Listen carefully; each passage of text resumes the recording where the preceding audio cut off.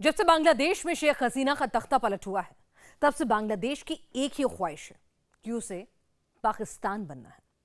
पाकिस्तान की तरह एक जिहादी, कट्टरपंथी और आतंकवादी मुल्क बनना है। लेकिन इन खूबियों के साथ आर्थिक बर्बादी, तबाही, महंगाई, भूखमरी भी आती है। और बांग्लादेश में अब यह सब होने लगा है। इकोनॉमी धीरे धीरे खत्म हो रही है। लोगों को जरूरत का सामान नहीं मिल पा रहा, जो है भी उसकी शॉर्टेज है। डिमांड कम है, सप्लाई ज्यादा है। कुल मिलाकर बहुत तेज गति से बांग्लादेश पाकिस्तान बनने की राह पर निकल पड़ा है।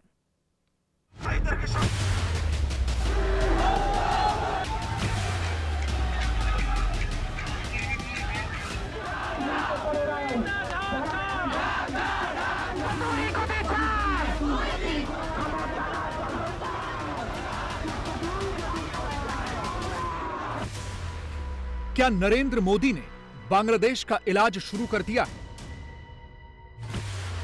क्या भारत से दुश्मनी बांग्लादेश को महंगी पड़ने लगी है? क्या बांग्लादेश की आर्थिक बर्बादी शुरू हो चुकी है?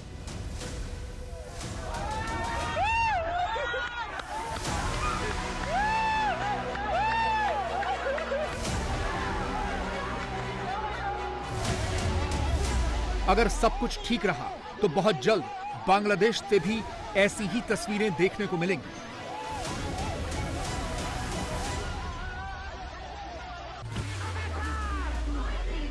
बांग्लादेश बहुत तेज गति से पाकिस्तान बनने की राह पर चल पड़ा है। बांग्लादेश में भी बहुत जल्द ऐसे ही आटे चावल के लिए लंबी लंबी लाइनें लग सकती हैं।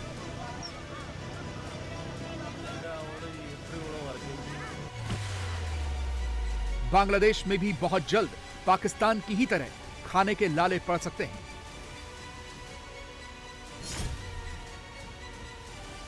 बांग्लादेश से ऐसी खबरें आनी शुरू हो गई हैं जिनसे लगता है कि बहुत जल्द बांग्लादेश को आटे दाल का भाव मालूम पड़ने वाला है। बांग्लादेश को यह पता लगने लगा है कि भारत से पंगा लेने का मतलब क्या होता है। सबसे पहले बांग्लादेश से आए कुछ लेटेस्ट सैंपल देखिए। আবার তেল নিলে সরষের তেল নিতে হবে, তাই আমাদেরকে এভাবে আমাদেরকে বলে যে একটা কিছু নিতে হবে, হয় আটা নিতে হবে না সরষের তেল নিতে হবে, তাহলে আমরা তেল দিব। বড় বড় কোম্পানিগুলো চালগুলো রেখে সিন্ডিকেট করতেছে। এদের কাছ থেকে যদি সরতে পারে তাহলে আশা করি চালের দাম কেজি 2-4 টাকা কমবে। 2-3টা চাউল আসছে, হাজকে আসছে, 28 আসছে, বিয়ার 29 আসছে, এগুলো আর এটার দাম একটু কম। নতুন চাউলটা 2.5 টাকা 2 টাকা 3 টাকা কমে পড়ছে। 70 টাকা কেজি। बांग्लादेश की बर्बादी शुरू हो गई है। बांग्लादेश में शॉर्टेज शुरू हो गई है। बांग्लादेश के बाजारों से चावल खत्म हो गया है। बांग्लादेश के मार्केट से आटा भी खत्म हो गया है। बांग्लादेश के बाजारों से खाने का तेल भी शॉर्ट हो गया है। धीरे धीरे करके खाने पीने की चीजें खत्म हो रही हैं। सवाल यह है कि क्या बांग्लादेश को खाने पीने के सामान की सप्लाई बंद हो गई है? बांग्लादेश में अचानक से खाने पीने के सामान क्यों खत्म हो गए? क्या बांग्लादेश पर कोई नई आफत आने वाली है?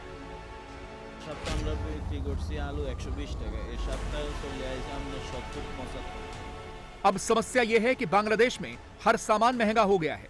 डिमांड ज्यादा है और सप्लाई कम है, इसीलिए हर सामान महंगा है।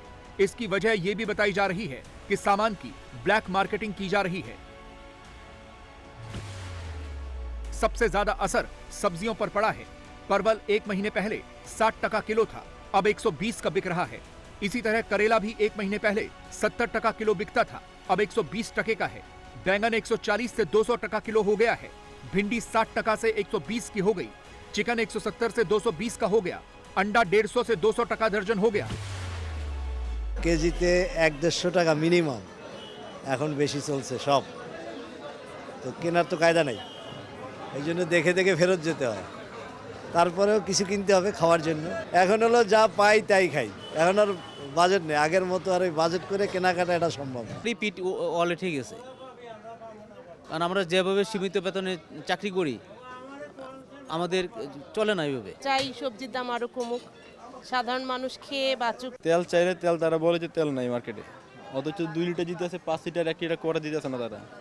কালি বলে শর্ট এত তেল আসলে তেল গেল কই? তেলের দামও বাড়াইছে, অথচ মার্কেটে তেল জিতেছে না তারা। बांग्लादेश में हर खाने पीने की चीज का दाम बढ़ गया है और मोहम्मद यूनुस की सरकार को यह समझ में नहीं आ रहा कि वो करें तो क्या करें। इसीलिए सरकार ने खाने पीने की जरूरी चीजों जैसे प्याज, वेजिटेबल ऑयल और चीनी जैसी चीजों से इंपोर्ट ड्यूटी हटा दी है ताकि इन सामानों के दाम बढ़े नहीं। लेकिन सवाल यह है कि ऐसा क्यों हुआ? खाने पीने की चीजों के लिए बांग्लादेश पूरी तरह से भारत पर निर्भर है। बांग्लादेश अपनी जरूरत का ज्यादातर सामान भारत से ही मंगाता है। बांग्लादेश के लोगों की रोटी भी भारत पर ही निर्भर है। बांग्लादेश भारी मात्रा में भारत से गेहूं खरीदता है। इंडिया से बांग्लादेश बासमती के अलावा दूसरी वैरायटी के चावल भी खरीदता है। भारत के बिना बांग्लादेश की चाय भी फीकी है। साल 2021-22 में भारत से बांग्लादेश ने करीब 4,800 करोड़ रुपए की चीनी खरीदी थी। मसाला भी भारत से ही सप्लाई होता है। 2021-22 में बांग्लादेश ने 3,681 करोड़ रुपए के मसाले खरीदे थे। बांग्लादेश ताजी सब्जियां, फल, तेल और प्रोसेस्ड आइटम्स भी भारी मात्रा में भारत से ही खरीदता है। 2023-24 में दोनों देशों के बीच 1,09,306 करोड़ रुपए का ट्रेड हुआ, जिसमें भारत का बांग्लादेश को कुल एक्सपोर्ट 93,642 करोड़ रुपए का था। बांग्लादेश का भारत को कुल एक्सपोर्ट 15,578 करोड़ रुपए का था। बांग्लादेश ने अपनी बर्बादी की स्क्रिप्ट खुद लिखी है।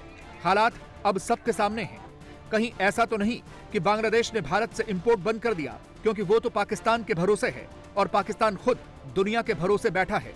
वो बांग्लादेश की मदद कैसे करेगा? बांग्लादेश ने भारत से पंगा तो ले लिया, उसे लगा कि उसके पीछे पाकिस्तान खड़ा है।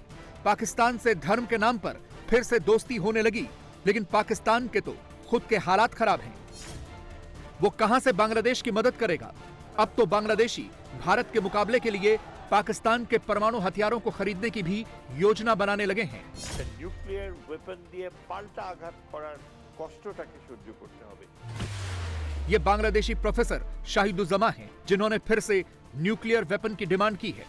কিন্তু নিউক্লিয়ার অপশনের সুবিধা হচ্ছে যে একবারই আপনার খরচ, তারপর আপনি কন্টিনিউয়াসলি আপনি ভীতি সঞ্চার করছেন এবং শত্রু বুঝবে যে আপনার জমিতে যদি সে আঘাত করতে চেষ্টা করে তাহলে সে হয়তো পারবে আঘাত করতে, কিন্তু তার বিনিময়ে তাকে যে কষ্ট সহ্য করতে হবে, একটা নিউক্লিয়ার ওয়েপন দিয়ে পাল্টা আঘাত করার কষ্টটাকে সহ্য করতে হবে, সেই ঝুঁকি সে কেন নেবে? এই একই তত্ত্বে কিন্তু আমরা ইউরোপে শান্তি দেখছি। রাশিয়া কখনো ইউরোপ দখল করার সাহস পায়নি। ভারত কখনো পাকিস্তানকে আক্রমণ করার সাহস পায়নি।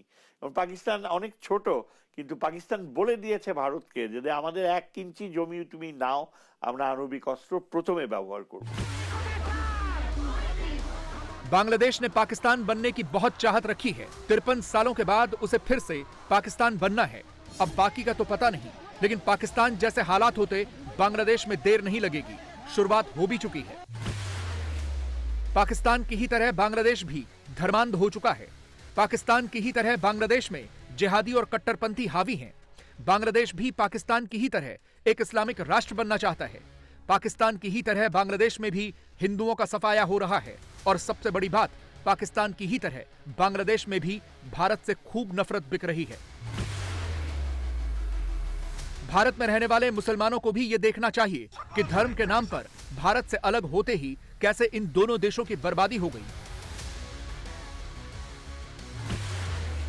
भारत के मुसलमानों के सामने 2 मॉडल हैं, एक बांग्लादेश और दूसरा पाकिस्तान। एक 1947 में भारत से अलग हुआ, दूसरा 1971 में पाकिस्तान से अलग होकर नया देश बना। लेकिन इतने दशकों के बाद दोनों के हालात एक जैसे हैं, दोनों ही बर्बाद हैं। और इसकी मुख्य वजह है कट्टरपंथ, जिहादी मानसिकता, मुल्क पर इस्लामिक शासन कायम करने वाली सोच। শেখ হাসিনা বড় নেতা না আমি বড় নেতা? আমি বড় নেতা। বলবেন শেখ হাসিনা তো, খালেদা জিয়া বড় নেতা না আমি বড় নেতা? কারণ আমি খালেদা জিয়া এবং শেখ হাসিনার চেয়ে কোরআন হাদিস বেশি পড়াশোনা করেছি। আর কোনো কারণ নেই। আমি তাদের চেয়ে নিজেকে উত্তম বলে দাবি করতেছি না, কথা বুঝছেন? আমি বলি না আমি উত্তম। কে উত্তম কে অনুত্তম সেটা হয়তো আল্লাহ পাকের কাছে গেলে ফয়সালা আল্লাহ করবেন। কিন্তু আমি দুনিয়ার বিবেচনায় বলতেছি, আলেম ওলামাদেরকে নিজেদের নেতা মনে করবেন। ওলামায়ে কেরাম যেই কথা বলবে, কর্মীরা যেই কথা যেইভাবে শুনে নেতার কথা, জনগণ আওয়ামী লীগ করেন বিএনপি করেন আলেমদের কথা সেইভাবে শুনবেন। পছন্দ হলে শুনবেন, পছন্দ না হলে লেজ নিচে নামা দিয়ে চোরের মতো পালায়া যাবেন। খবরদার কোনোদিন কোন আলেমের সামনে মাথা উঁচু করে কথার প্রতিবাদ করার চেষ্টা করবেন না। इस कट्टरपंथी सोच ने बांग्लादेश को बर्बाद करना शुरू कर दिया है।